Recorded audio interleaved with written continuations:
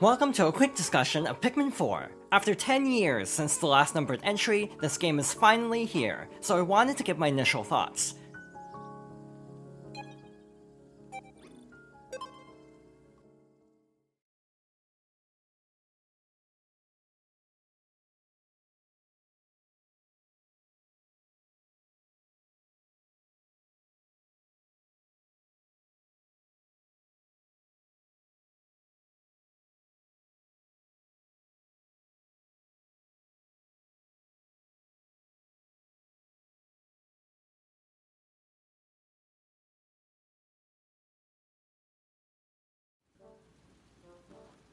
Right away, we have an immediate difference from the older games. We have a hub area. Here, we can go around collecting pellets without having to worry about a time limit, and also, as a member of a rescue team, everyone we find and rescue will end up here. In a lot of cases, these characters will offer services like upgrading your equipment or teaching your dog new skills, but some also offer side quests. In general, I really like having a breather area like this where you can restock on Pikmin, especially if something went wrong on the previous day. Obviously, the heart of the game is still unchanged, so let's head to the first main area. For the sake of this video, and to avoid spoilers, we're going to stick to the area from the demo.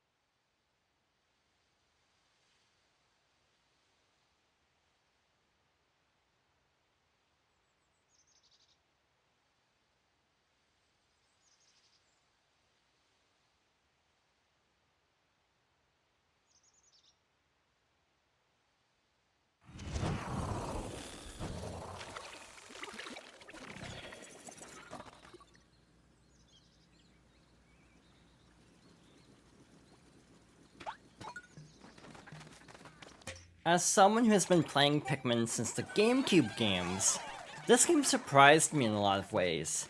I really enjoyed my time with the main story of Pikmin 4, though I do have some issues with some of the choices made. For example, we have an auto lock-on now, which I'm not a fan of because sometimes it will target the wrong thing, and especially in battle, that can lead to a lot of problems. I wished there was a way to disable it. In general, I wish there were more options in games like this to kind of tailor the controls to your liking. As is, it's mostly okay, but there are definitely times where the lock-on is kind of annoying. There was a hard lock-on as well using ZR, similar to in Pikmin 3, so I definitely feel like the option wouldn't have been a bad thing to have included.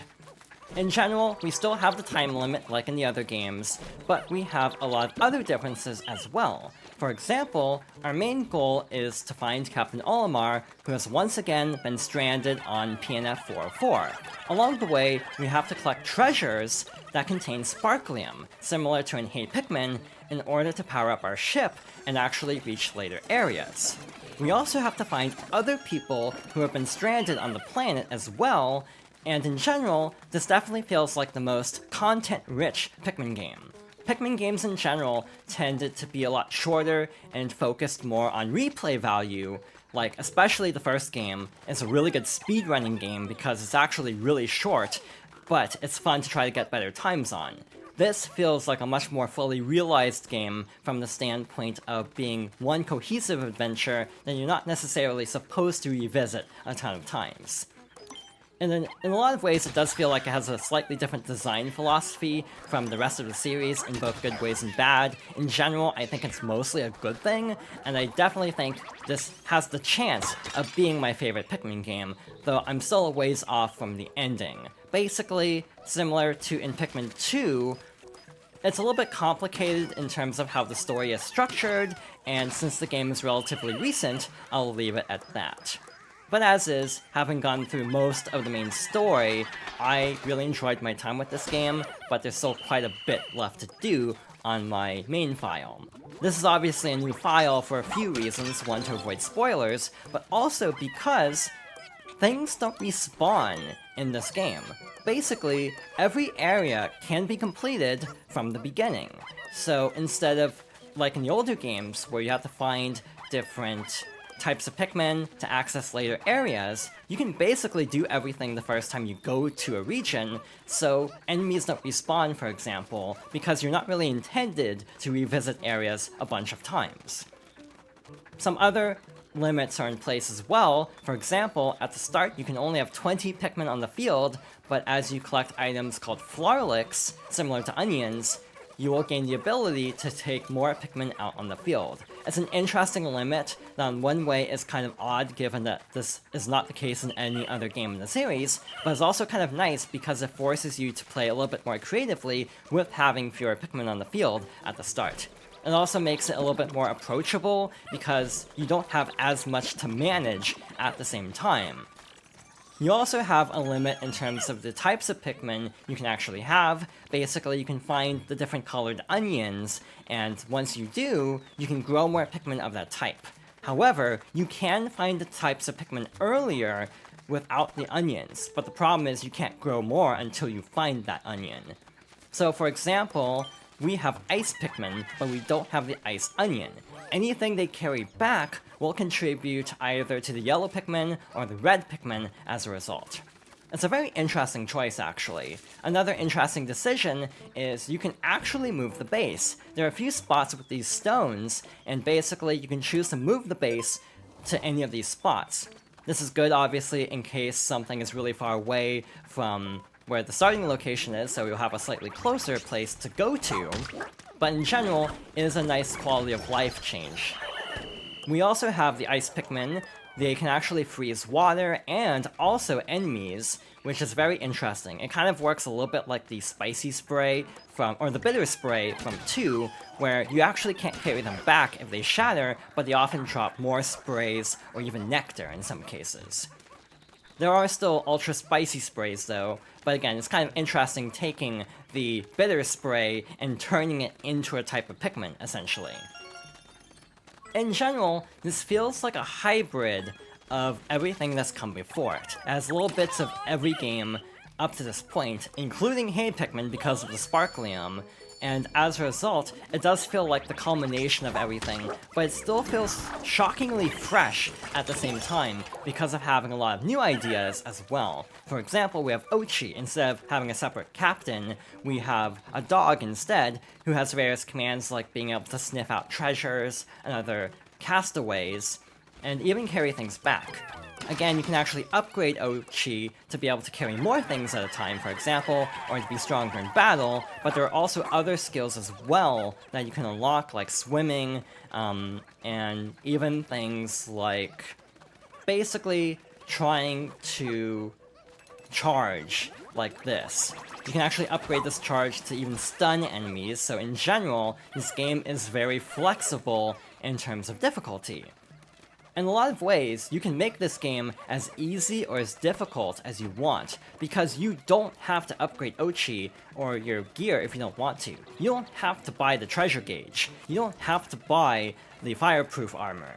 You can, well actually, I think there is one place that they don't let you go into one specific area if you don't have it, but for the most part, you can actually skip most of the upgrades. This is actually different from Pikmin 2, where the upgrades were treasures, and as a result, if you're trying to 100% everything, you actually did need to collect everything. And in this game also, for example, like with the fireproof gear that you do need for one area, you can turn off these upgrades after you buy them, so you can still get the completion total for getting all the upgrades without actually having to use the upgrades, which is nice. Another thing worth mentioning is enemies do not respawn, but bodies also stay longer, so we don't have to worry about carrying everything back urgently. It is a very interesting choice, but again, it makes sense because it does feel like you're not really intended to backtrack to other areas. And again, I'm not really sure how to feel about that in some ways. In a lot of ways, I almost kind of liked having almost a Metroidvania feel in a way, where basically you get new types of Pikmin allowing you to access other areas. But in this being able to visit an area all at once is actually more convenient, even though it is very different from the other games.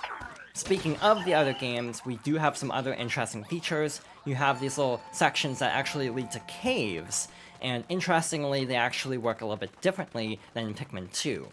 Basically, the way they work is time actually does still pass, but it's much slower. I think it's 1/6 of the time from what I recall. In cases like this, caves will actually connect areas in the overworld, and then you can basically make a shortcut over to that area. So it does work differently in that way too, where a lot of times these are needed to actually access the whole region.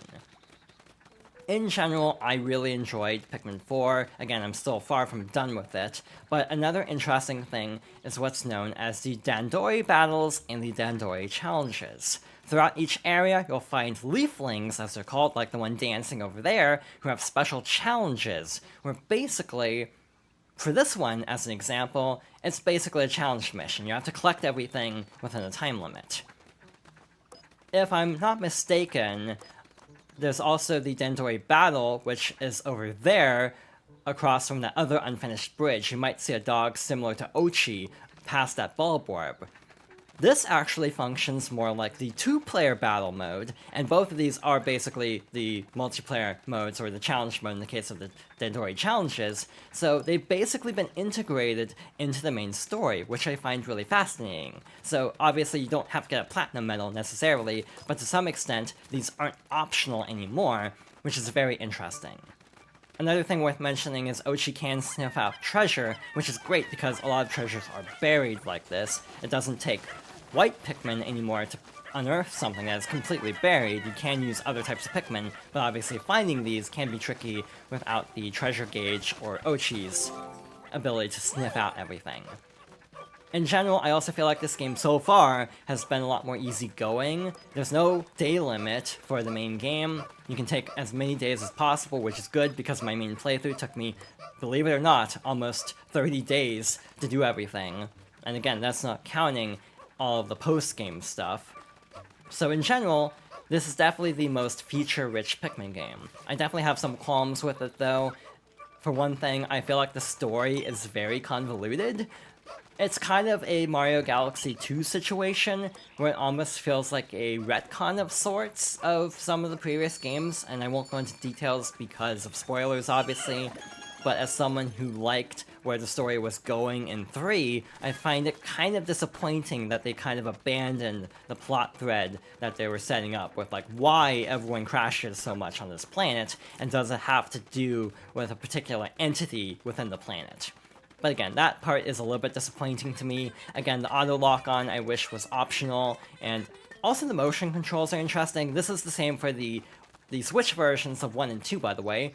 Instead of in 3, where it's just pure gyro, in this game, I actually have them disabled at the moment, but they only operate when you're actually holding A or B to throw or whistle Pikmin. They're not omnipresent like in the other games. So in a lot of ways, the motion aiming is worse than in Pikmin 1 and 2 on Wii and 3 on Wii U, but I actually feel like for the most part, I don't really like the motion controls as someone who grew up with the GameCube versions of 1 and 2. Let's actually demonstrate one of the caves. We'll head over to this one here.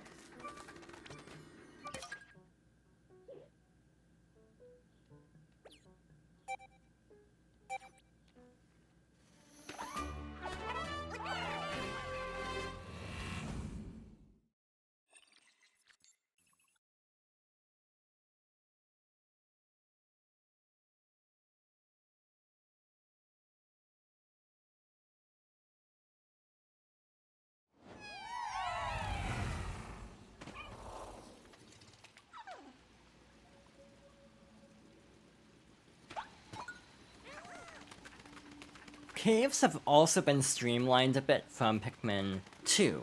Instead of being randomly generated, they are fixed.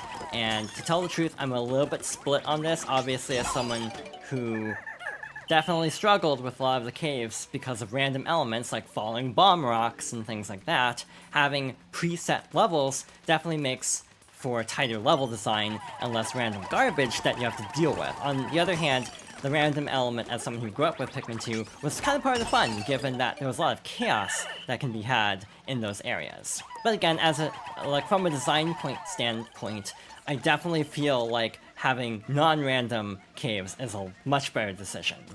Within caves, you can often find other Pikmin, and thus you can actually have more than the limit. And also, there's another limit in place I forgot to mention.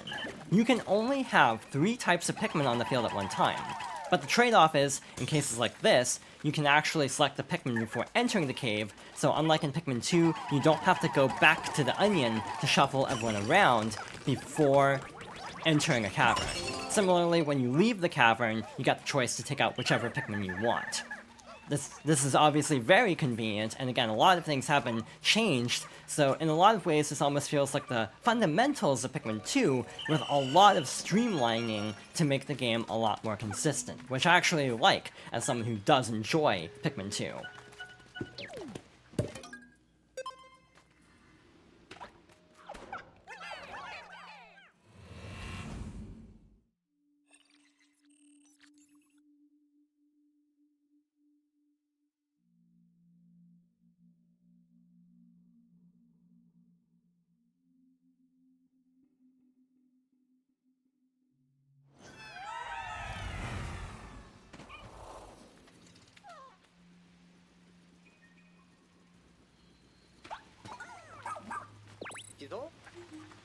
I will say it's difficult to get used to having a small group on the field at one time, and also only having 3 types at a time, but it does actually help with some balancing issues.